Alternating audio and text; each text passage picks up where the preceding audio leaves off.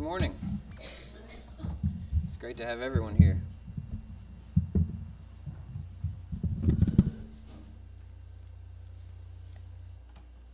If you're wondering what this picture of these men is, this is a painting that's about the Pharisees accusing Jesus, but there were also times when Jesus would accuse the Pharisees.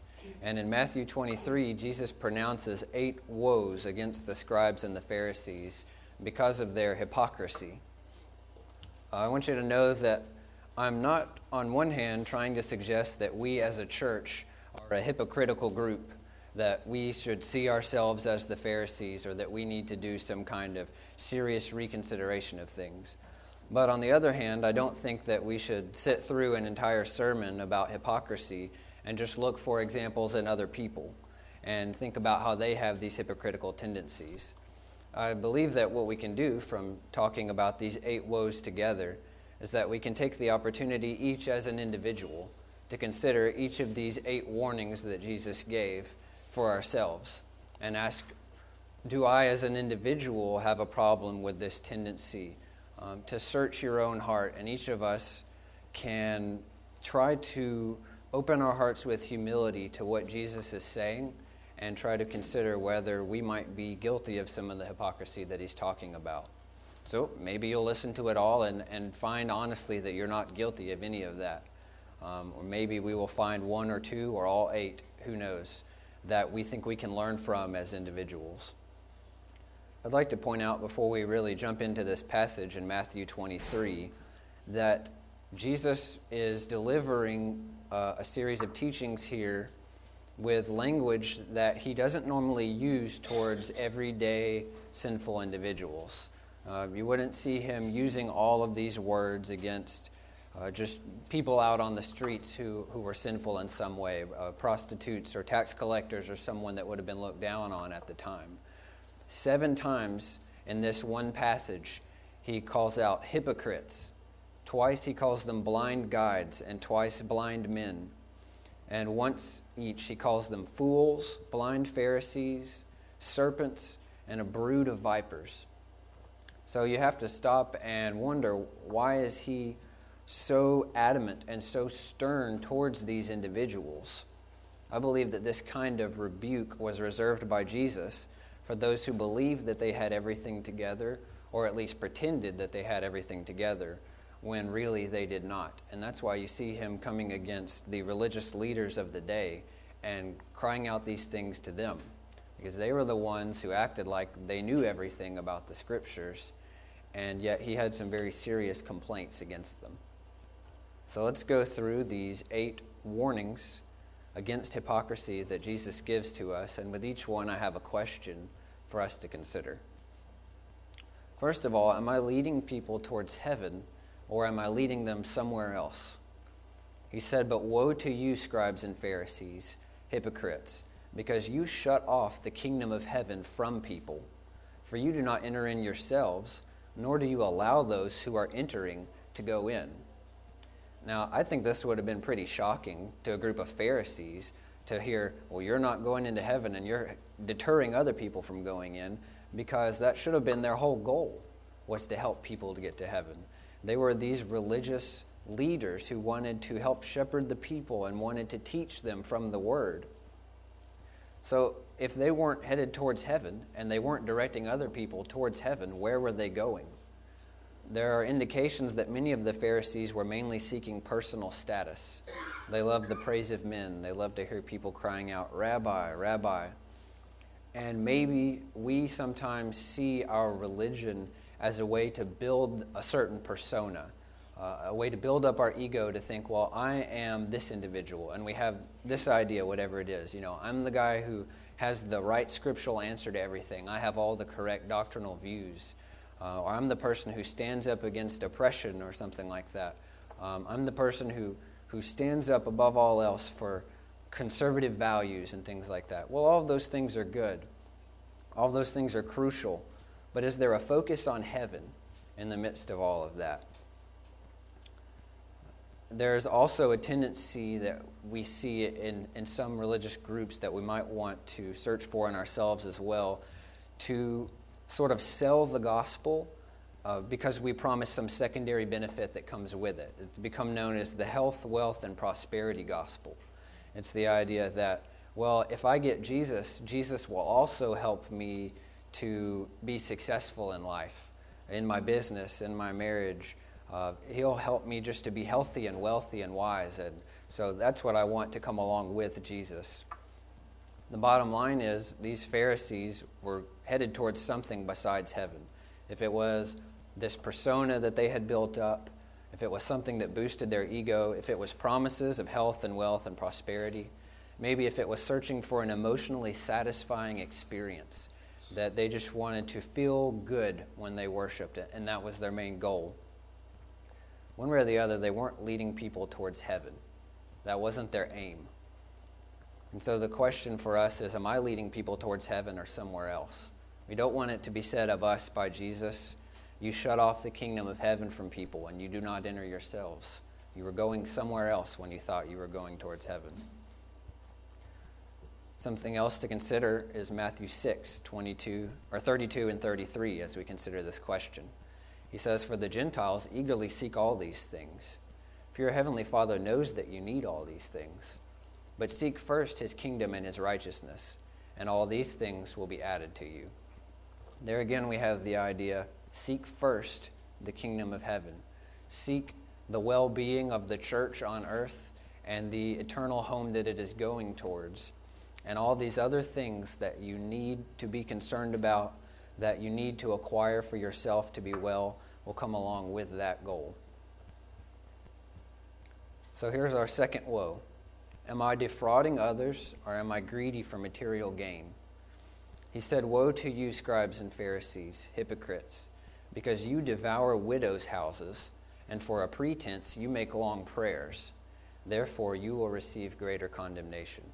So he actually contrasts these two behaviors. On one hand, you're devouring widows' houses, and on the other hand, you're praying long prayers so that people will think that you are spiritual. It appears that the Pharisees were using religion as a means for personal gain. And I can remember the first time actually that I witnessed this kind of fundraising televangelism for the first time. I turned on the TV and this guy was saying, it doesn't matter, how poor you are. If you give $700, then it's going to come back to you and more in the next month and all these kinds of things. I'd never seen it so blatantly put forth where it looked like someone was trying to use religion just for personal gain or for material gain. But are there more subtle ways in which we might do that? Might we act pious while doing nothing to help those who are in need? Might we enjoy the nice things that we have without sharing them with anyone? And I have another passage here to continue to show to you that elaborates on what Jesus is talking about and shows an example of what the Pharisees in particular were doing. This is Matthew 15:4-6. "For God said, 'Honor your father and mother,' and he who speaks evil of his father or mother is to be put to death. But you say, whoever says to his father or mother, 'Whatever I have that I would help you has been given to God,' he is not to honor his father or mother. And by this you invalidated the word of God for the sake of your tradition." So the Pharisees had created this atmosphere in which you could say, well, I would help my father and mother out, but if I give the money to God, that's even better. And so they were giving all the money to the work that the Pharisees were doing, and they weren't helping their own father and mother. And this was an example where literally they may have been devouring widows' houses. That is, these widows are being deprived of help because everything is going to them, and then they're not helping out these widows either. But the underlying principle here for us is, am I holding things in for myself and pretending to be holy and righteous, but what I do with my possessions or what I do with my giving doesn't reflect that? Thirdly, do I preach to others when I need to preach to myself? Woe to you, scribes and Pharisees, hypocrites, because you travel around on sea and land to make one proselyte, and when he becomes one, you make him twice as much a son of hell as yourselves. These scribes and Pharisees are described as having a great deal of evangelistic fervor.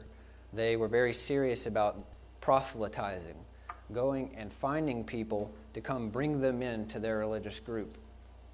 It really sounds like a description of a missionary. You travel around on sea and land to make one proselyte. You go to the ends of the earth just to find one person who you can preach to that will listen to you, who you can add to your flock. And yet he says that they are turning these individuals into sons of hell, and that's what they are themselves as well. Now, if they're so ardent, if they're so serious about going and finding all of these individuals, you would think that they had things together themselves first. But it appears that they had broadened their scope of where they're looking more and more, so that instead of looking into their own hearts and instead of preaching to themselves first, they jumped straight to preaching to other people. And they missed a huge step of self-examination in the process. I can think of just a couple of examples off the top of my head that would apply to preaching to others when I need to preach to myself. There are many, many more, but just a couple that come to me. One might be posting Facebook diatribes against gay marriage an hour before I view pornography. You know, the church has a big problem with pornography on a big scale, a lot of surveys indicate. And we also want to be outspoken about something like gay marriage. And so that's just something for us to consider as individuals.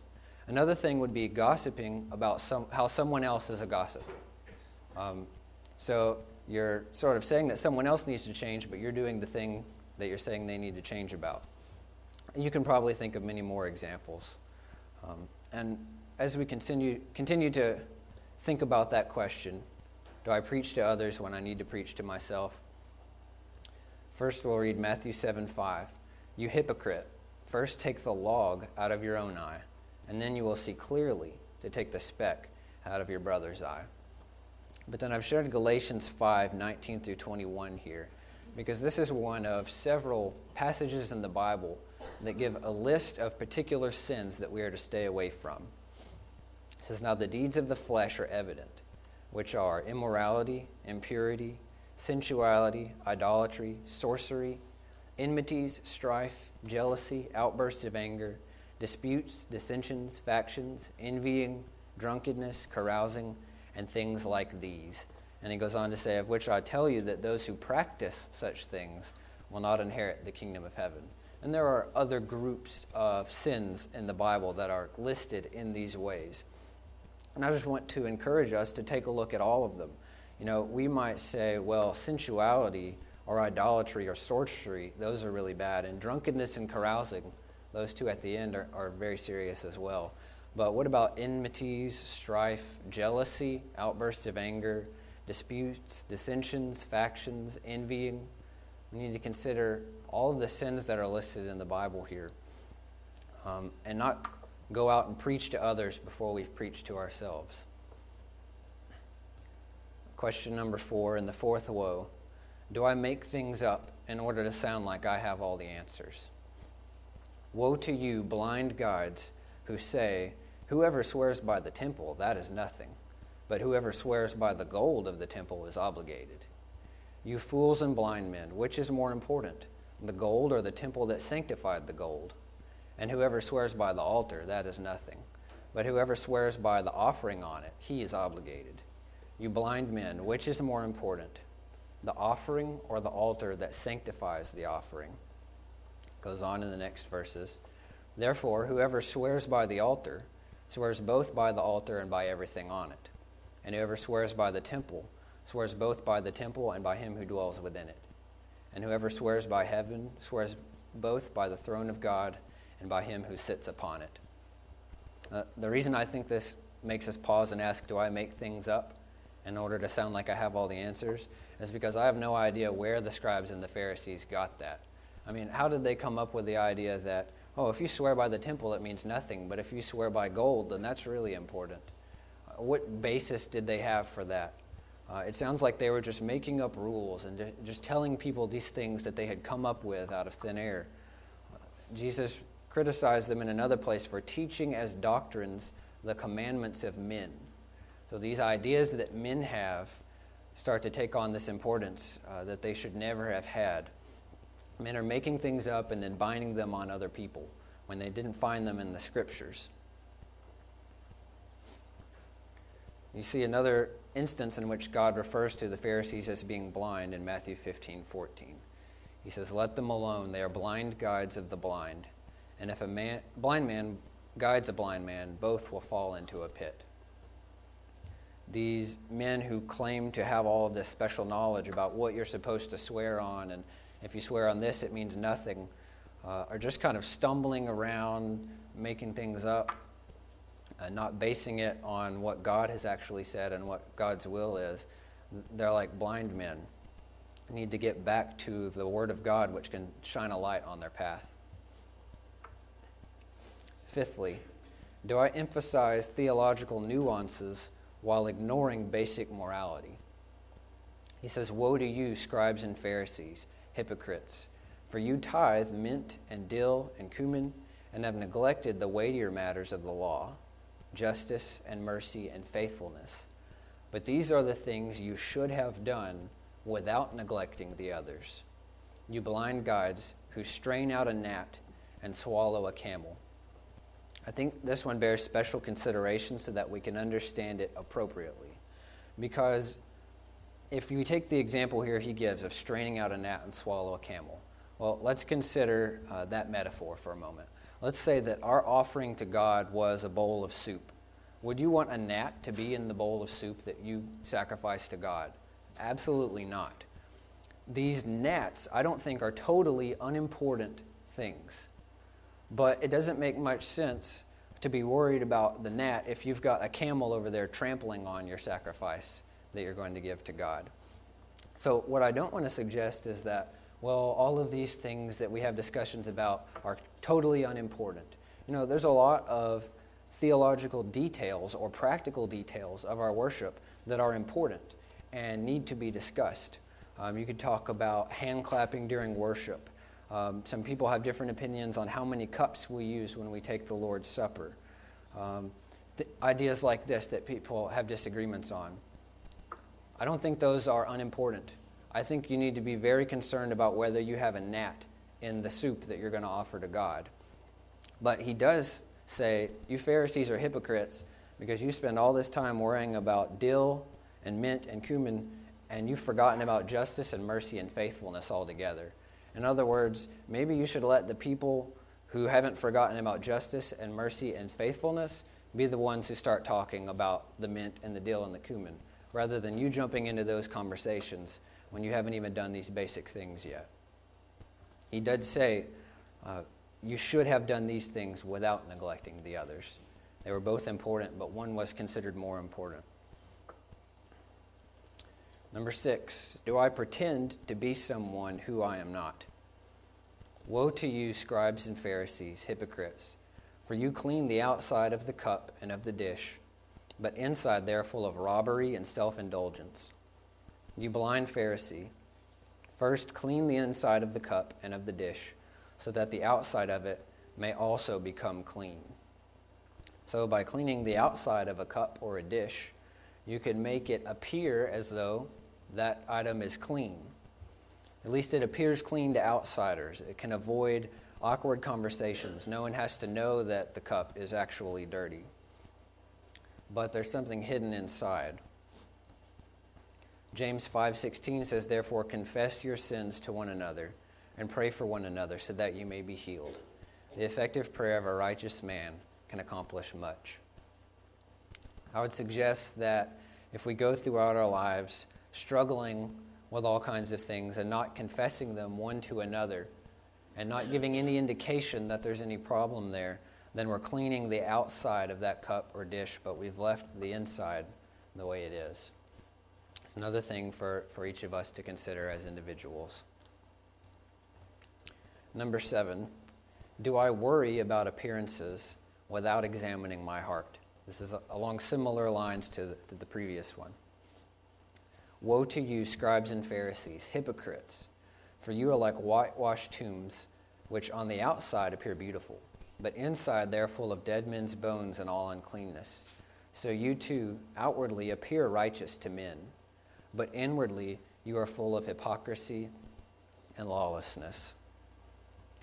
So the purpose of whitewashing the outside of a tomb would be to make it appear very nice and attractive, and it wouldn't be an eyesore. They would have considered that very beautiful. But it doesn't make much sense just to try to make the outside look good and not worry about anything that's going on inside. We try to say the right things, do the right things, get through the day without offending anyone. But are we revealing what's in our heart? Are we considering what's really there? In 1 Samuel 16:7, we read, "But the Lord said to Samuel, 'Do not look at his appearance or at his physical stature, because I have refused him. For the Lord does not see as man sees. For man looks at the outward appearance, but the Lord looks at the heart.'" We may try to put on a certain appearance for everyone that we come into contact with and not bother to examine our heart or to reveal what's in it. But we can't do that with the Lord. He looks at our hearts even when no one else does. And number 8, do I look down on those throughout history who were essentially just like me? "Woe to you, scribes and Pharisees, hypocrites! You build the tombs of the prophets and adorn the monuments of the righteous, and say, 'If we had been living in the days of our fathers, we would not have been partners with them in shedding the blood of the prophets.' So you testify against yourselves that you are sons of those who murdered the prophets. Fill up then the measure of the guilt of your fathers. You serpents, you brood of vipers, how will you escape the sentence of hell?" Noting here, as in the entire passage, Jesus is really using some of the sternest language that I'm aware of him using anywhere here. And I think this could apply to us if we consider what the Pharisees were saying. They're looking back on what people did in the past that was wicked. And they're saying, "Oh, those terrible people in the 18th century, those terrible people who did those things in the 16th century, wow, those were just awful human beings, but we would never do anything like that." You know, one reason why there is so much wickedness in the world in different places and at different times is because the human heart is essentially wicked. And we must have Jesus Christ to help us with that problem. Pretending that we have some natural level of righteousness that's just higher than everyone else is just fooling ourselves. And we could all look back on different atrocities that happened in history. And sometimes we even ask, how in the world did those people feel it was okay to do those things? We can't even understand how they could have done those things. I believe sometimes we're just underestimating the inherent wickedness of the human heart. And we're not realizing that we've been born into certain conditions that have, for the most part, been very peaceful and haven't brought out that wickedness in us. Or maybe we know about our wickedness, but no one else does. But this is something that he wanted to remind the Pharisees of, that you think you're so different than the people that came before you. Even though you're not doing those same actions, you have the same kind of heart. And this is really at the heart of everything that he said to the Pharisees, was that they felt that they had everything together and they didn't realize that they needed him. They didn't realize that their hearts had to be transformed by his message and by what he was going to do by dying on the cross. So let's look at these 8 together and consider them one more time. Am I leading people towards heaven or somewhere else, wherever that may be, wherever my focus is for what I hope to get out of religion? Am I defrauding others? Am I greedy for material gain? You know, I may act like I am very righteous and like I'm a very godly person, but then I don't care when I see others who are suffering. Do I preach to others when I need to preach to myself? Perhaps this one is the most overarching of them and could apply to almost any situation in which we like to point out what's wrong with other people and we haven't considered what needs to be changed in ourselves. Do I make things up in order to sound like I have all of the answers? Do I come up with these rules to impose on other people that just came out of thin air? Do I emphasize theological nuances while ignoring basic morality? That is, am I concerning myself with things that are important while forgetting things that are foundational and that are the most important? Do I pretend to be someone who I am not? That could be as simple as just never mentioning to anyone what's really going on inside? Do I worry about appearances without ever examining my heart? So I just don't want to draw any undue attention to myself, and I just want to look the right way to everyone else, and I'm not talking about what's going on inside. And do I look down on those throughout history who were essentially just like me? Am I convinced that I just have some inherent level of morality that's better than everyone else that comes from myself rather than from Jesus? All these things are important for us to consider. And as I extend the invitation, as we always do, we can think about it in these terms. You know, the Pharisees didn't think that they needed anything. They didn't realize that they had wicked hearts. They wouldn't even admit that there was any problem there. And when we come to God, we do so because we realize that we need Him. We have this very clear understanding that if we're going to be righteous and if we're going to be acceptable in His sight, it's going to be because He's washed us in the blood of His Son and for no other reason. And so that invitation is for us to be washed in His blood, not to think that we can get by without it somehow. And so the invitation is open to be baptized, to come forward, maybe confessing sins. Maybe that's something that doesn't happen a lot here. Or maybe it's not appropriate to confess in a public setting so much as to a close friend. Or if we can help in some other way, you can come as we stand and as we sing.